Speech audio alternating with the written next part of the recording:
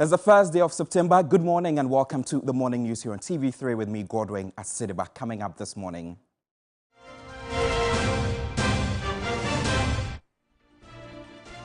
In the bulletin, former Director of Operations of Ghana Police Service, George Alex Mensah, says tape of a conversation with former Northern Regional NPP Chairman Chief Bugri Nabu is doctored.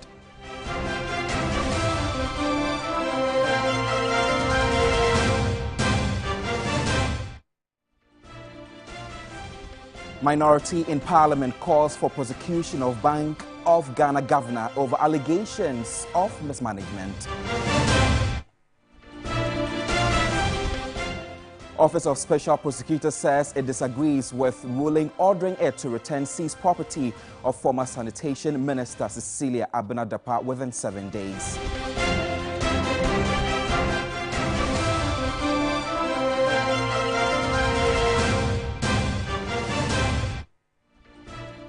An unfortunate development on the international front, 12 children among more than 70 people killed after fire outbreak in South Africa's city of Johannesburg.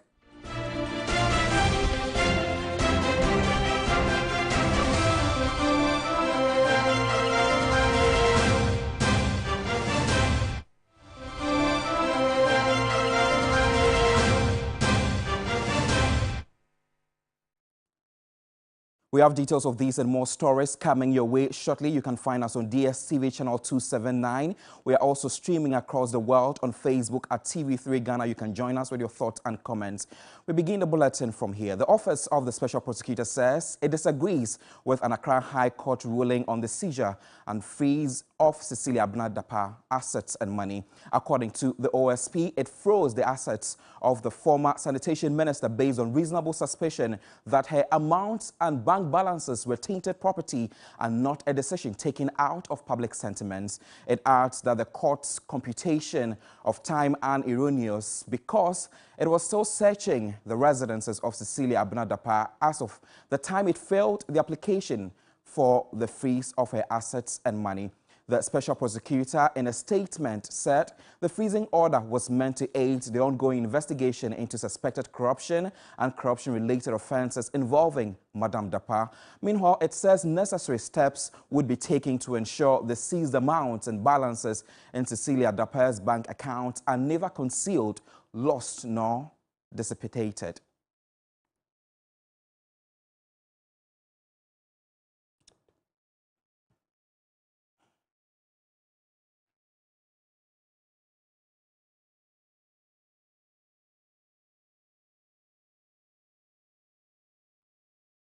An Accra High Court has dismissed the application for asset seizure and bank account freezing of former Sanitation Minister Cecilia Abena Dapaah by the Office of the Special Prosecutor.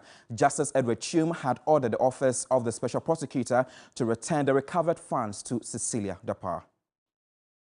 In his ruling, Justice Chum held that the Office of the Special Prosecutor breached the Special Prosecutor Act 2017 Act 959 when he filed the application to confirm the seizure of assets and freeze of accounts after 14 days. The court also noted that the OSP was in doubt of the true ownership of the alleged tainted property found in Cecilia Dapaah's house and hence failed to convince the court that the alleged tainted properties were used in connection with corruption-related activities. The presiding judge questioned the special prosecutor on how he arrived at the conclusion that the said properties had been tainted. He described the application as premature, one born out of reaction to public sentiments and without justifiable legal basis. The court therefore ordered the OSP to return the confiscated $590,000 and 2.73 million cedis to the former minister within 7 days. On the freeze of Cecilia Dapaah's bank accounts, the court ruled that the special prosecutor was unable to provide proof that the former minister used the accounts to propagate criminal offences. Lloyd Dwasari, TV3 News, Accra. Private legal practitioner Martin Pebu has expressed shock and disappointment at the ruling of the Accra High Court dismissing the application to confirm the seizure and freeze of bank accounts of Cecilia Abena Dapaah. Reacting to the ruling, he noted that he expects the special prosecutor to appeal the decision. The one on the seizure, I expected OSP That's the 590,000 and the 2.7 million that was found in Madame Dafar's house, where it said that I expected the judge to be able to scale the procedural lapses of the OSP and to confirm that seizure so that those assets will remain seized whilst investigations go on. And then, as for the freezing of the accounts, yeah, the judge is spot on. The OSP didn't expect to get the order when the details of the account had not been provided, how much was involved. So I was hoping, sometimes judges will be sympathetic to the prosecution. I knew that, okay, even if Mr. Ejabin's lawyers in court had mentioned the figures involved, then he would say, look, I'm adjourning this case so that you file a supplementary affidavit to annex the statements. He's making the whole thing look like, yes, it's true that this thing is a staged thing. I mean, it's basic, it's elementary. You want a court to freeze an account and you are hiding the bank statement, the information you got. How? I've been supporting him 150%, but this thing is beginning to shake my confidence in his work. You shouldn't do that and we will believe those conspiracy theories that this thing is just a staged thing. How can you go to court without the evidence? Away from that, spokesperson of the election committee of the New Patriotic Party, Alexander Afenyo-Markin, has said the party will no longer organize a runoff election on Saturday, September 2. This follows the decision by flag-bearer aspirant Boakye Agyarko to withdraw from the race, citing a breach of party rules by the National Executive Council. COP George Alex Mensah indicated that even though he could recognize parts of his voice on the leaked tape, the tape had been doctored and parts of the tape played. Okay, so the committee met today and we received a letter from Honorable Boakye Agyarko. Same was referred to the party leadership and a response has been issued. Basically, the party has responded to the concerns raised by Boakye Agyarko, and the response is basically that the National Council of the party acted within the confines of the Constitution and that there's no cause for alarm. He having withdrawn from the race, I think that the Saturday elections now is placed on ice. It becomes otious. There's no need for any elections because now we have 5.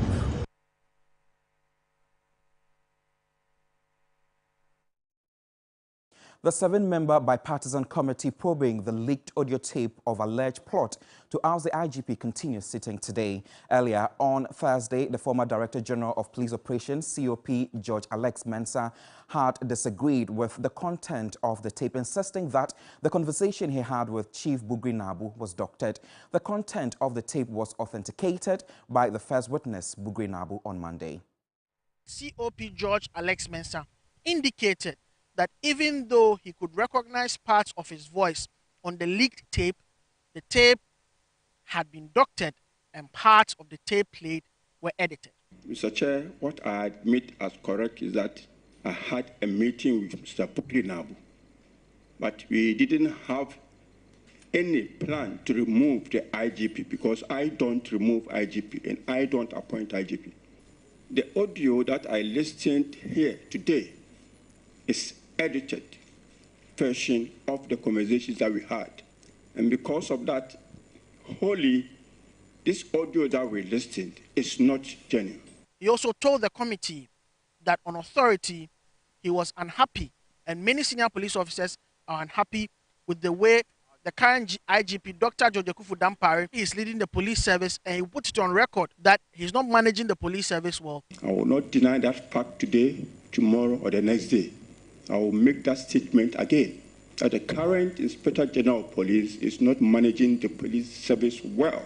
It's something I will not run away from. I will say it everywhere, anywhere that I go.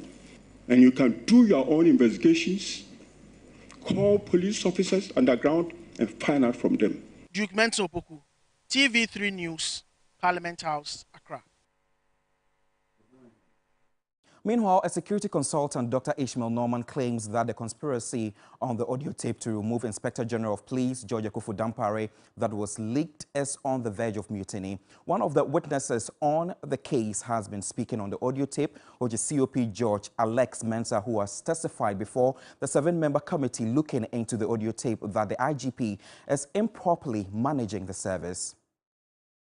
Very, very dangerous, because you see, our party politics is a bit becoming too bastardized, with a lot of fringe forces that are trying to influence the democratic process. We are not mature enough. Many of our people cannot even read and write. They cannot read policies or manifestos. So when you have these kinds of elements involved, they distort the reality for a lot of people. And I think that we need to be very careful about this. I blame the politicians. It is not good for a section of police or army to mutiny. This is very close to preparation to mutiny. There's too much evidence to show that if they had their way, IGP will no longer be the IGP. I don't think it's a correct thing. The man has been appointed, whether you like it or not, just accept it, work with him. If you cannot work with him, take a hike, leave, go do something else, especially when he himself said he was preparing to leave the force. Don't stay. You're a lawyer. You can practice law, So I don't like it when people get to a certain level of their expertise and then they begin to intimidate people around them. This is not good. It's not a good development at all for Ghana Police, and they need to do self-examination to make sure this doesn't happen again. Away from issues regarding the IGP, President Akufo-Addo has sworn in a 5-member emoluments committee to determine the emoluments and privileges of Article 71 office holder. The committee is chaired by Dr. Janet Fofie, a former chairperson of the Public Services Commission.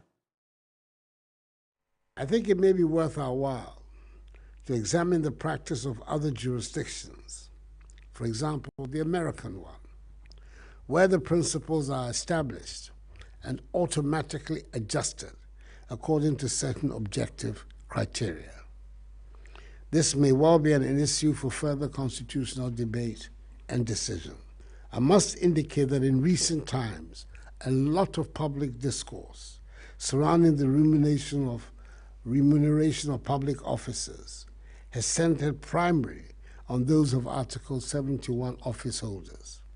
And whether or not, notwithstanding the constitutional imperatives, we are deserving of what is being paid to us in view of the challenges currently confronting our national economy. It might well be that your work should also focus on these concerns and make recommendations on how they should be addressed. The task ahead of you is a challenging one, and it is my expectation and hope that you'll be up to it and deliver your report expeditiously. You have my full support to undertake this assignment, and I assure you of government's assistance if needed throughout the period of your work. I wish you God's guidance and the best of luck. Still on the emoluments, Labour consultant Austin Gami says the time is now to settle the debate over emoluments for Article 71 office holders. He believes that the new committee will take a hint from all of the talks and take the bull by the horns. Well, the issue is that the public's concern is now loud and clear, as alluded to by His Excellency the President himself as well. The reality is that we have, over the years, since 1996, thereabouts, I think we have gained tremendous experience as to what the issues, the concerns of the public, who the paymasters of these people are all about. Since it's not government who directly pays, and it's the people who pay, I think it's only appropriate that we listen to them and take pragmatic steps to do the necessary reforms. And it's about time it should be done. Like you hinted in your intro, the former president stated that should he get the opportunity, he will do something about it.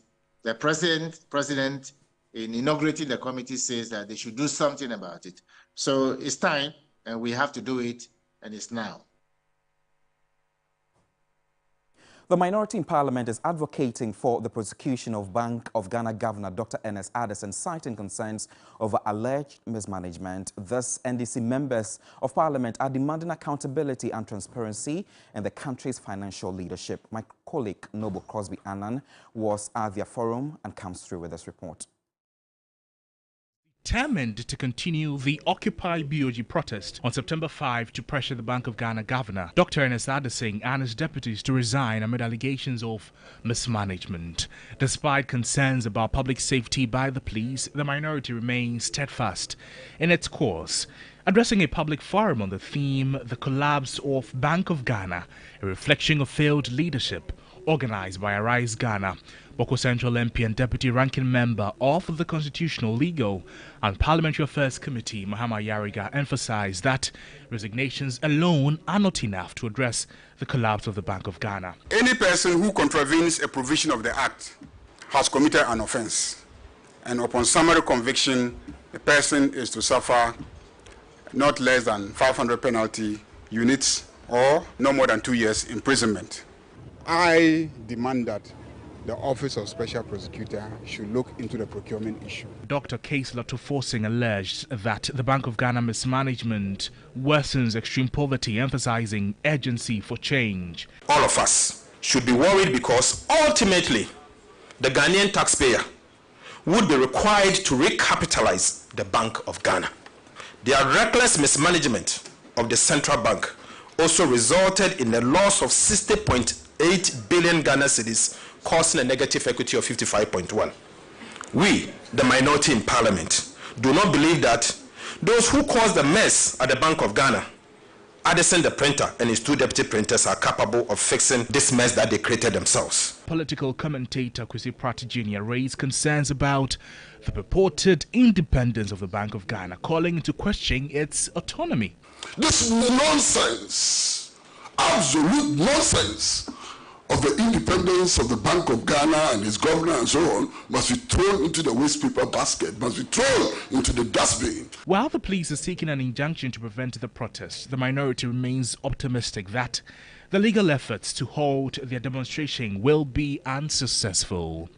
Noble Crosby Annan, TV3 News, Accra. Countries sharing boundaries with the sea boast of a vibrant blue economy, but dwindling fish stock is having negative effect on both local and national economies. A lecturer at the Department of Marine and Fisheries Sciences at the University of Ghana, Dr. Eden Mahu, agrees an effective close season here in Ghana should coincide with that of other ECOWAS countries. Considering the fact that fish are transboundary resources, they are very mobile. They move from one region to the other. And so that is number one. So if you are closing the fishery in Ghana, it doesn't mean that you are locking the sea or something only in Ghana. They will be able to move to other parts of the region or within the Gulf of Guinea. And so if we are doing this in solo, we might not be able to get effective the impact that we ought to create, because we are just looking at one country. So we need to really expand this to other countries. We need to expand this to the neighboring countries and make sure that we are doing this together. That way the impact will even be bigger and better. So it just means that we need to talk more with our neighbors. We need to work together, and that can be done. Let's do some international news now. More than 70 people have died and more than 50 injured after a fire in South Africa's city of Johannesburg burnt a lot of people. The 5-story Delicate building in the city center was used by homeless migrants from neighboring countries.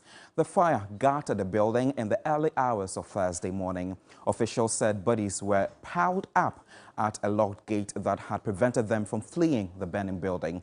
Witnesses said some people have thrown themselves out of windows. The illegal occupation of disused buildings is common in Johannesburg. More than 80 shacks had been set up ablaze.